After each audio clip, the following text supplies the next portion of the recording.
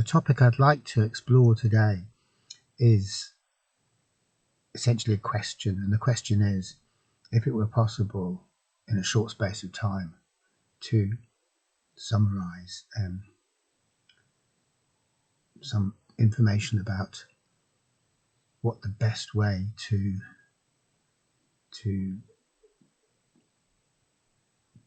live as mentally healthily as we possibly can, or live with some mental health condition that's making life very difficult for us, what would that advice or information be? Or is it in fact possible even?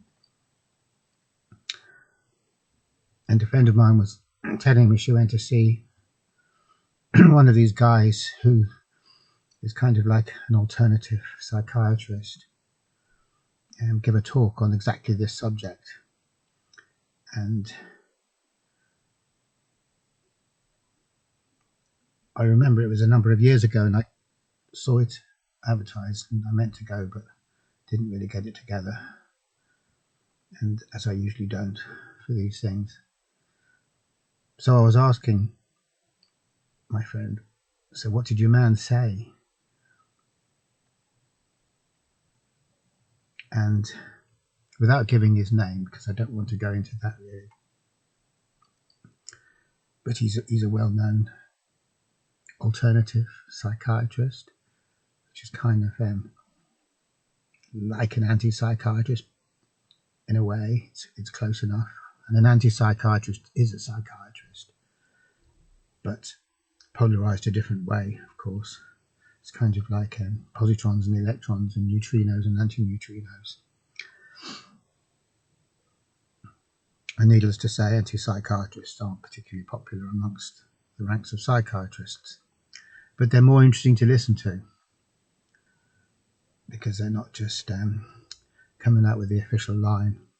And I always suspect that if there's an official line, well, probably the person that's coming out with it isn't really coming out with it because in their heart of hearts they believe in it or have found it to be true through trial and error and such like, but because it's always much easier to go along with the official line.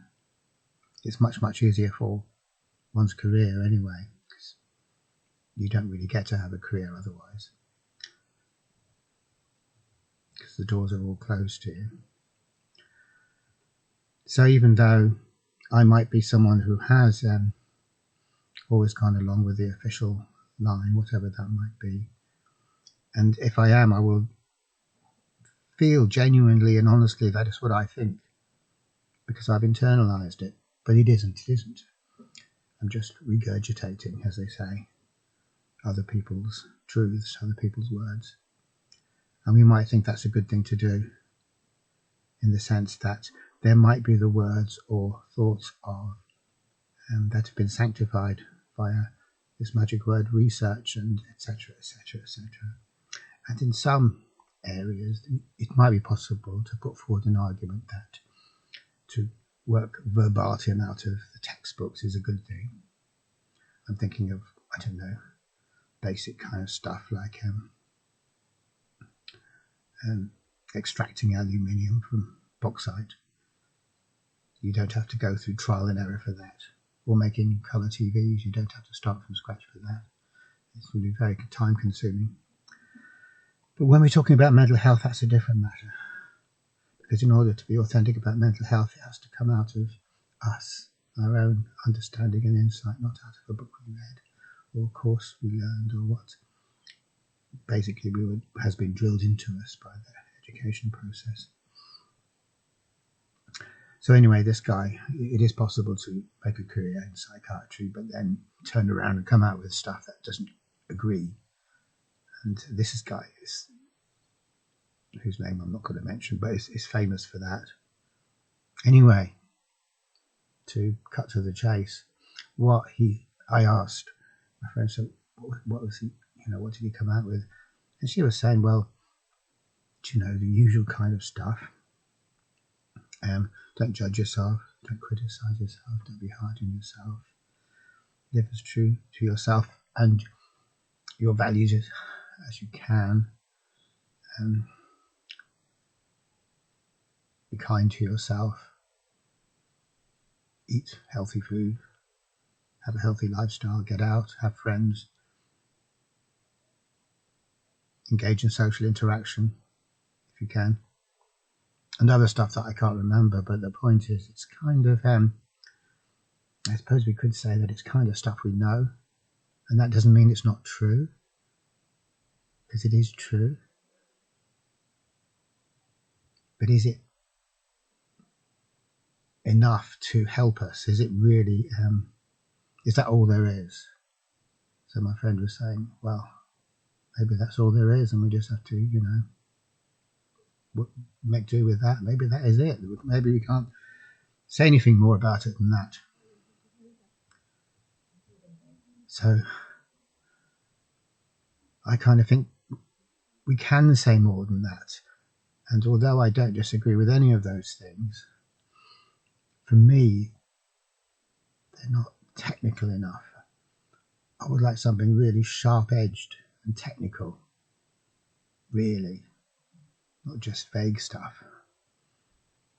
And so maybe that's just what I personally, how I like to, the sort of stuff I'd like to hear. But for whatever it is, I think there is something more than that we can say. But having said that, I'm not entirely sure what it is, but I just feel that there should be. So thinking about it a little bit more, a good place to start, I think, is to go back to what it says in the Sutra of Complete Enlightenment. I think that's the sutra, where it says, to see illusion is to depart from illusion, and that there's no need for expedient means. Now this is great in my view because it is very, very technical. It's not waffly metaphysics, it's just absolutely purely technical. To see illusion is to depart from illusion. What causes our suffering and misery and frustration is not seeing illusion for illusion, is being hoodwinked by illusion. So that's, if we say that we can get to the root of it, well, that's got to be the root of it. There's no more root than that. That's the pure root. And the second part of that quote, there is no need for expedient means. That's very interesting, because the whole of the mental health industries is made up of expedient means. Do the thing, and then this will happen. Basically, it's all do the thing. Different things. People say that this is the thing, and someone else will say that is the thing. And people will put their lives towards developing what they think is the thing, and they say, well, this is it, and it's this, and then someone else will have something totally different.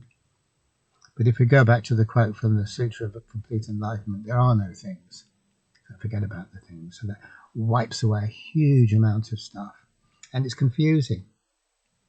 All that stuff, you could go through it, try to work out which the right thing is, and what the right approach is, and what the right method is, and maybe this type of therapy is better than that type of therapy. It's endlessly confusing and endlessly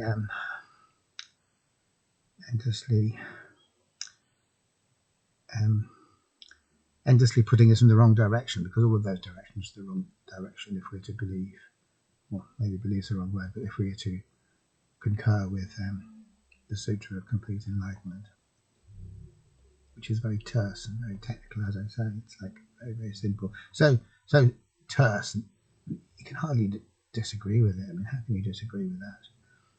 To see an illusion straight away, it's an illusion. Straight away you've departed from it. You're not taking it seriously. It's an illusion, for God's sake.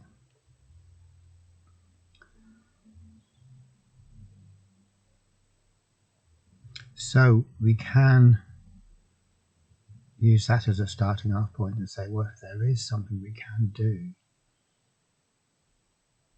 it must involve at its very core the ability to see the difference between illusion, what is illusion and what is not illusion. And as I was saying, the great thing about this is it is so very concise and straightforward.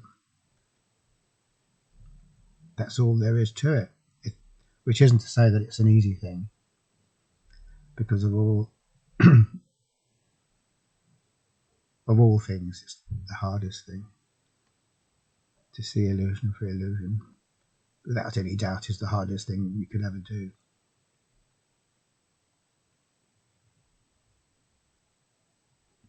But at the same time, that's all there is to it. There's no confusion there in terms of what we're saying.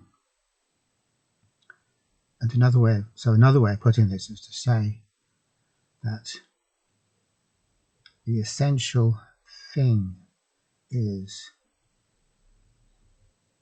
to be able to see the difference between the reality that the thinking mind has created and the reality that has not been created by the thinking mind, that is real in itself rather than a conditioned reality.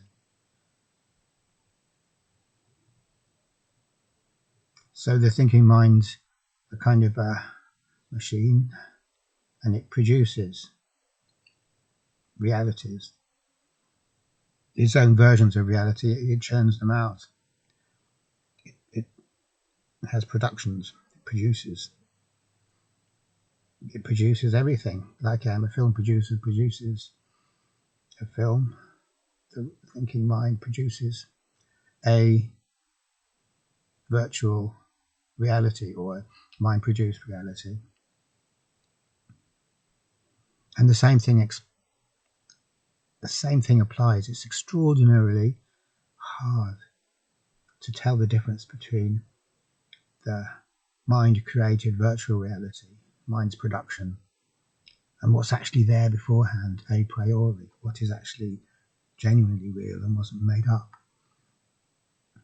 It is extraordinarily hard because all we ever know are thoughts' productions.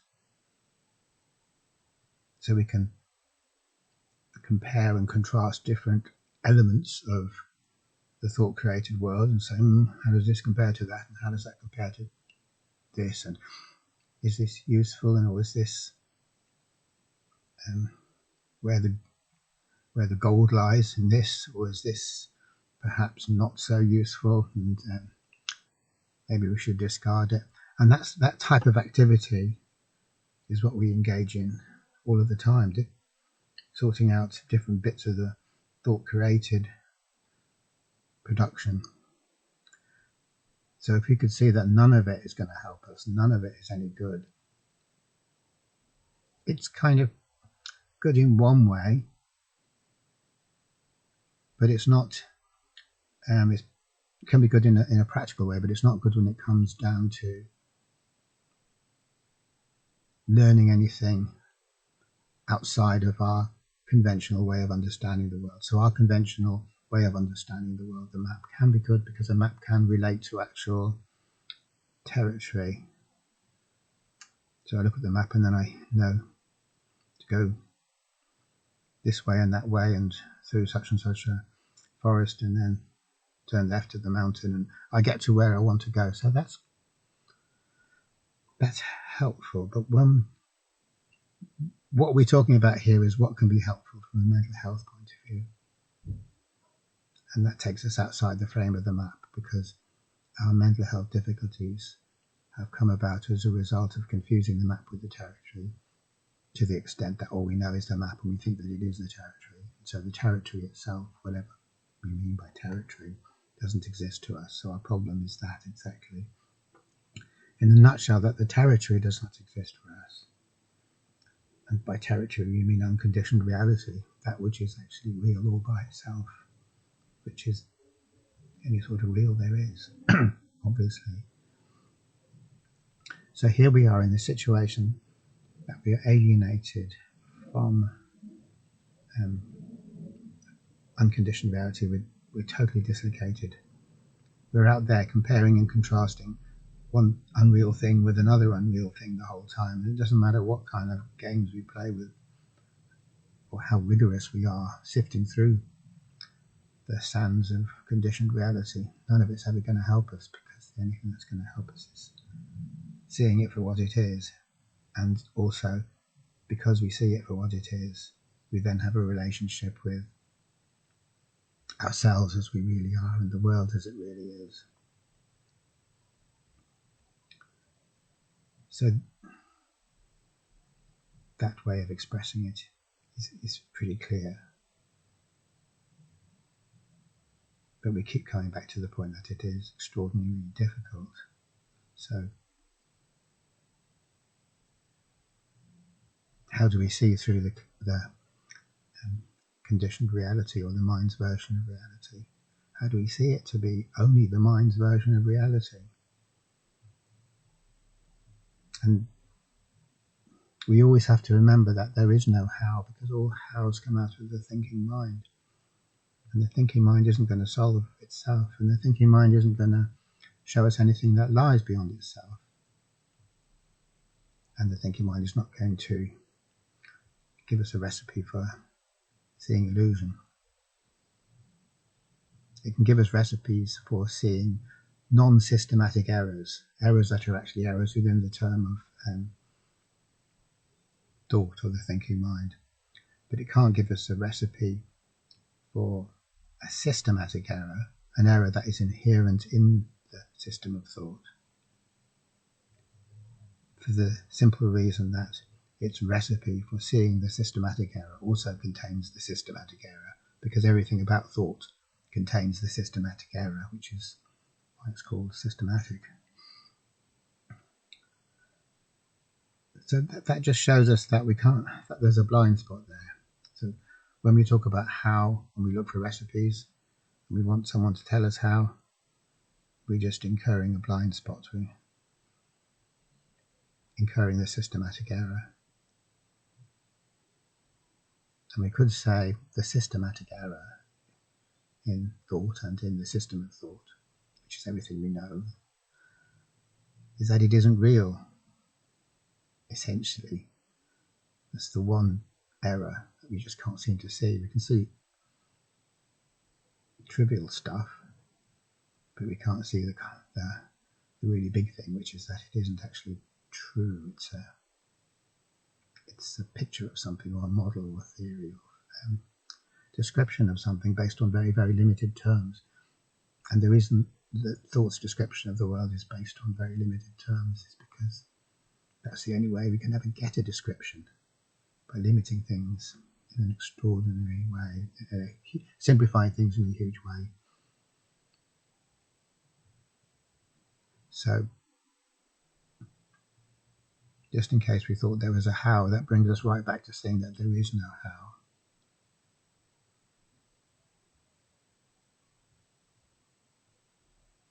So far,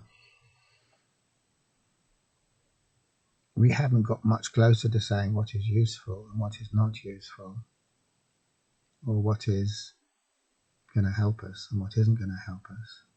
Well, we know what's not going to help us. But there is something that comes out of it, and what comes out of it is we have within us a thing that could be called a truth sense, a sense of what is true and what is not true. And the Gnostics used to say that no one was ever born without having this particular form of knowing. So the Gnostics said we had lots of different sorts of knowing, and this particular type of knowing is a divine knowing that we were born with. And we might not have much else when we come into this world, but we have this form of divine knowing, which the Gnostics called epinoia. And it turns out that's all we really need, is this form of knowing that can tell us, not through any mental recipes or tricks, but just a sense we have deep, deep down in ourselves, an intuition, in other words. So if your truth sense is developed when you meet someone who's dodgy, who's trying to pull the wool over your eyes or exploit you or con you in some way, something in you will let you know. And there might be a perfect con man. They might be very good at pulling the wool over your eyes, but somehow something inside you, you know they're a wrong un. You know there's something dodgy about them. So we all know that, and we all have that ability to varying extents. Some of us barely have it at all, and we're very gullible, so we're just nature's marks, really. And some of us, possibly by a result of our history, we've had to learn that, and we get to be very finely tuned. So we understand that with regard to people. So what we need to do is switch that from people. We still will use our true sense in relation to people and what people say, but to apply it to everything, to apply it to our own thoughts and our own reality.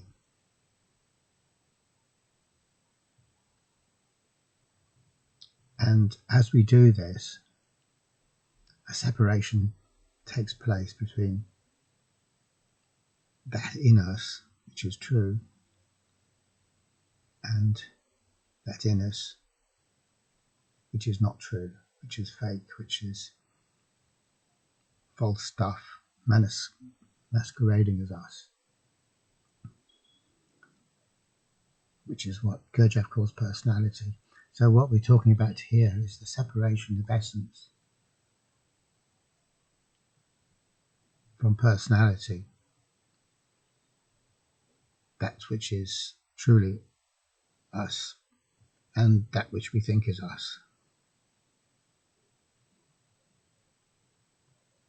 Okay, thanks for watching.